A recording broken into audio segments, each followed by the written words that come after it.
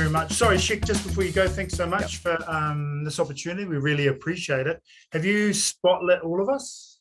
Yeah, so we've spotlighted everyone, and you guys now have got 20 minutes. So do you want to, sorry, just to clarify, and sorry for slowing things down, all of us will be on screen at once? Yeah, that's right. Can you unspotlight everyone apart from me, and then I'll handle the spotlighting as we go through the presentation, please? Yeah, no problem. And as they speak, I can highlight them so it makes your life easier. Yeah, actually, if you could bring them into the conversation, that would be perfect. Save me a little bit of stress there. Appreciate it. Awesome. No, that's right. I'll do that for you now. Got great lighting on your call as well. I'm a little bit envious. I appreciate that. I'll let the boss know. Excellent. Thank you, sir. Thanks, guys. Kick it away. So, where are we? Kia ora. Kia ora nā whakalofa lahi atu ta aloha ni. Bulavanaka, maloalele, talofa lava, and warm Pacific greetings to you all. Thanks so much for joining our presentation. My name is Mike Nahu, and I'm a recruiter at Ako Mātātupu. Let me just show you a quick video to get you pumped, shall I? Imagine an Aotearoa where every single young person can realize their potential. To get there, we need more people just like you. You who sees that at the moment something is broken and wants to join others to do something about it. You who opens new doors and creates spaces for people to grow. You that's ready to step up, challenge the status quo, and nurture our next generation of leaders. Maybe you're passionate about sharing your language, te reo Māori, Samoan, or Tongan. You can teach and serve our leaders of tomorrow. Maybe you're an engineer, a mathematician, a science graduate. You can share your knowledge and you can be transformational. Maybe you're ready to create change for yourself, for our young people, and for Aotearoa. That was just a little brief intro to our organisation, Ako Mātātupu. So we're an organisation working hard to address educational inequality in New Zealand classrooms. We do this through our 2-year Teach First NZ program, where successful applicants are trained to be teachers while being employed as teachers in secondary schools, serving our lower income communities. I'll speak to that a little bit later in terms of practical considerations and so forth. But as a deep dive into the program, and our kaupapa, I'll be interviewing our CEO, Michelle Johansson, today. And we've got two kairapu, two alumni of the program, Eros Malele and Felicity Powell, who'll be joining us as well. So if you've got any questions through the course of our presentation, please, that you've got directed at our speakers or just in general, please use the chat function, send us a message, and we'll do our best to address these during the session. So to call our first speaker, just the CEO of Ako Mātātupu, doesn't really do her justice. She's the kaitiaki, the guardian, and very much the manawa, the heart of our organisation. Introducing Michelle Johansson. Tēnā koe, Michelle. Oh, kia ora, Mike. How you doing? Sorry for ambushing you just then. I didn't warn Michelle that I was going to be so effusive. Is that the word? I'm not sure. But everything was true. Everything was spot on, and who you are and what you meant to our organisation. So thanks for your time today. Really appreciate it. Kia ora. You want me to just launch in? I feel like I can never live up to that blurb right there. Yes, you can. No, yes. I've got a few questions for you to help guide you. So, what's the contribution you see Ako Mātātupu and our Teach First NZ program? What contributions do you see it making in the education sector and to the lives of rangatahi learners? Wow, enormous question, but I'll start with kind of the centre of like who I am. So kia ora everybody, Michelle, mostly called MJ. I'm kind of the mama of Ako Mātātupu more than the CEO, but that's okay. I always talk about my mum in this space, and my mum is Tongan. If there are any Tongans, any fellow Tongans observing this, if you could drop like a heart or something in the chat, that'd be great. But my mum came here from the islands, so I'm first generation New Zealand born. And when I talk about the work of Ako Mātātupu, I often say, make no mistake, we're here to change the world. We know that the system is fundamentally unjust for Māori and Pacific young people across Aotearoa, and part of our work is to make it a more equal playing field. And we do that by recruiting exceptional people like Felicity, like Eros, into those classrooms to change the world. Shall I stop there? Yes. You just keep going. You Oh, keep okay. Going. How do our kairapu, how do they change the lives of rangatau? How do they contribute once they're out there, once they've been through the program? Yeah, for sure. Well, they have frontline access to the next generation of amazing young people who are going to step up and be the leaders of tomorrow. When I think of our graduates, we do recruit exceptional people, and part of their work in the classroom is to be the mirrors and windows through which our kids see. Our kids need to see themselves and the teachers in front of them. So if you're Māori and Pacific and you're listening to this right now, you'll know the communities and realities that we come from, and you'll know how important it is to see yourself mirrored in the person standing in front of you. We can't aspire to be what we can't see. So it's so important to have more of our Māori and Pacific people, particularly in STEM. At the same time as I say that, though, the right person to teach my kids is not necessarily another brown face. It is the person who loves them and who will work tirelessly to change the world for them. So if you're sitting there thinking, maybe I can do this thing, yes, you can, and we can support you to do that. Our program is fully scholarshiped. Our program is a 2-year commitment, so you don't have to sign your life away. But what an extraordinary opportunity to make a real difference and to become a leader in Aotearoa today. Lovely. So another question, what type of value would a graduate gain by participating in our program? How does it benefit them? What do they come away with in a broader sense, or be specific if you wish? For sure. So I'm a proud Southsider. I live in Otara. When I think about the value added for our graduates, for participants on our program, this is fully employed, full scholarship postgraduate qualification. So if you're sitting there thinking, I can't study anymore, I can't take a year off, I need to feed my family, I need to serve my community, then this is a great opportunity to earn while you learn, to have the income, but also to make the real difference. So it's not like it's a really meaningful job, is what I want to say. Full scholarship, you will be connected to a global network of educators who are like-minded and like-hearted and working in the same way and rowing in the same waka as yourself. Awesome. I mean, in terms of growth is in a career direction or in a career path, do all our graduates, do they stay in teaching? What sort of other areas might they branch out into? How might they use what they've learned on the program to contribute more and so forth?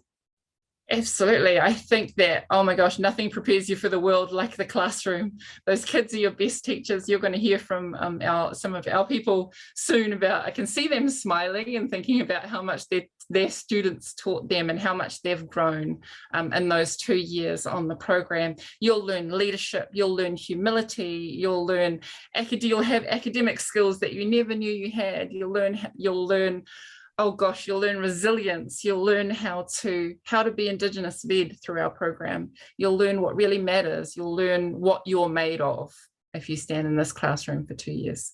And then the world is your oyster. You can really do anything.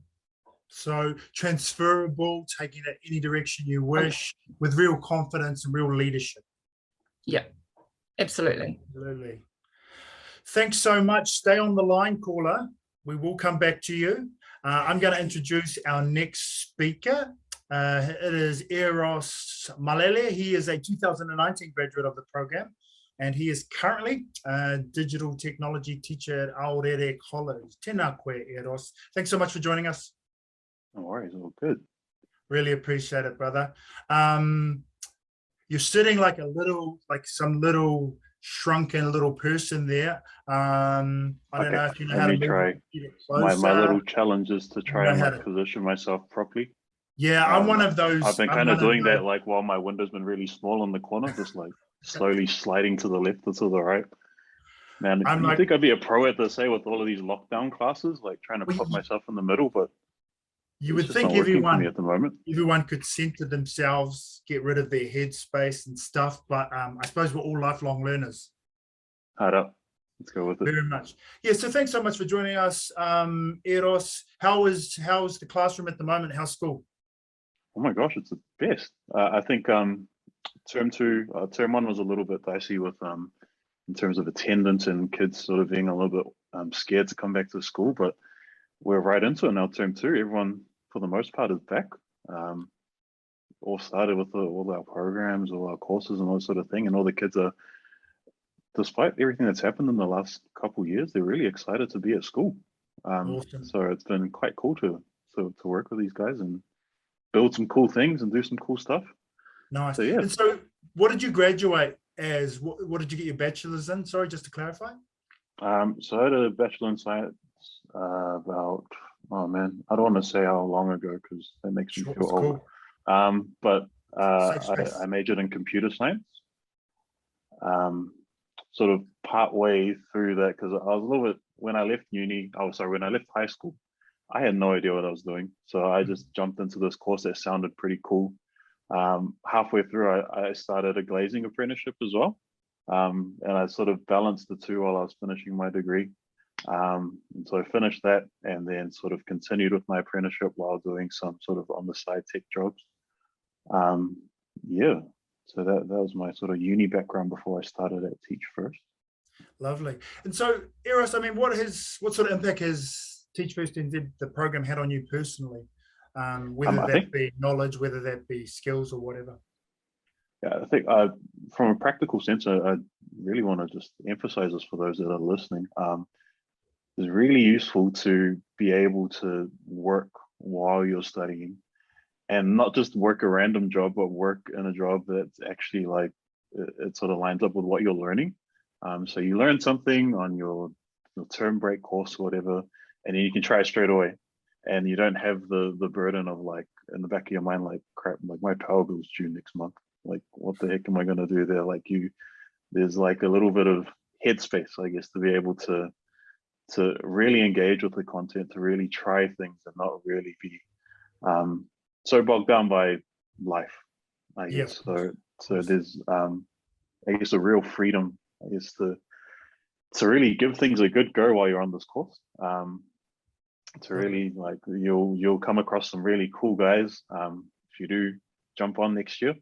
Some cool people that will be, riding in the waka alongside you, giving you some cool ideas, giving you some cool insights, and you'll just be able to try these things. And again, that practical pressure of being able to, of not being able to pay your bills, not a thing of the past. Maybe you can upgrade from mee goreng to like mee goreng and tuna. I'm not sure, but yeah, that was sort of my little snack cupboard in the staff room was pretty stacked with all those noodles and tuna cans, which was not quite the case when I was at uni.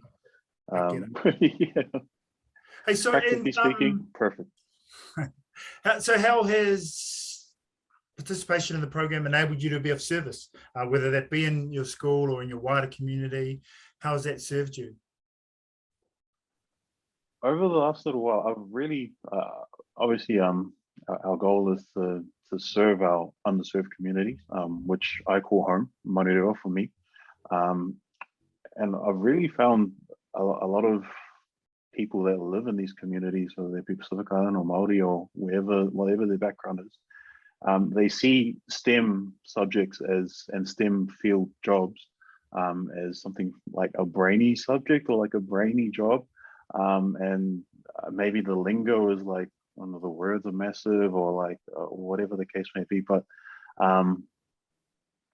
when you sort of unpack, when you can walk alongside them, help them to understand some coding and electronics and all that sort of thing, and sort of translate things for them, you find out that they're like quite creative and they are smarter than they think. So when I sort of realized that while I was studying, it was really helpful to have obviously like-minded people alongside me to really help unleash the potential that these kids have. and really like put the tools in their hand and tell them like, no, this is, you can do this. Might be weird words that they use, but it's like learning a new language. It's like you can think about these things logically and you understand when it's explained to you.